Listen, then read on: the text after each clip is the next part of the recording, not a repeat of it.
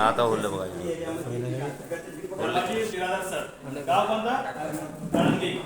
तर हे मटेरियल कुण्या पिकासाठी वापरला तुम्ही? सोयाबीन. किती कवापासून वापरला तुम्ही? गेल्या वर्षीपासून वापरला तुम्ही. बरं कसं वापरला तुम्ही? गटांनी. बरं बरं किती वेळेस फवारणी केलं? 2 वेळेस. मग तुम्हाला काय अनुभव आलाय? 1 एकरला 15 पोते सोयाबीन. तर हे तर नवीनच मी ऐकलो मी. नाही एकरला झाले का 2 एकरला? 3 एकर 2 एकर रान होतं. हा 30 पोते 2 एकर मध्ये. मोडीचं असेल तर सुद्धा एकरी असा तर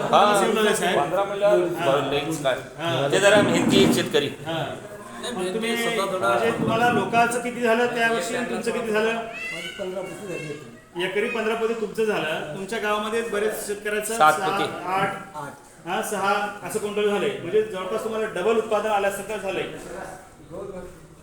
हा हा नाही तुम्हाला फायदा तर झाला की या औषधाचा? हा म्हणजे एकरीच्या मला 4-5 क्विंटल तर जास्ती 100% जास्त झाले लोकांपेक्षा. बरोबर आहे. तर अशी खात्री औषध तुमच्याकडून दुसऱ्या शेतकऱ्याला का सांगायचं आहे उद्देश? हे औषध ऐका ना दुसऱ्या औषधाला. हे चांगलं आहे. हा हे वापरावं सगळेजण. हे वापरल्यावर एकरी 4-5 पोत्याचा फरक पडलेला. हा 100 बुजुर्ग सर देतो तुम्हाला. हा हे औषध घालून बघावून मला ठरवून. तुमची घरची शेती आहे? आता तुम्ही बियाला लावला नाही.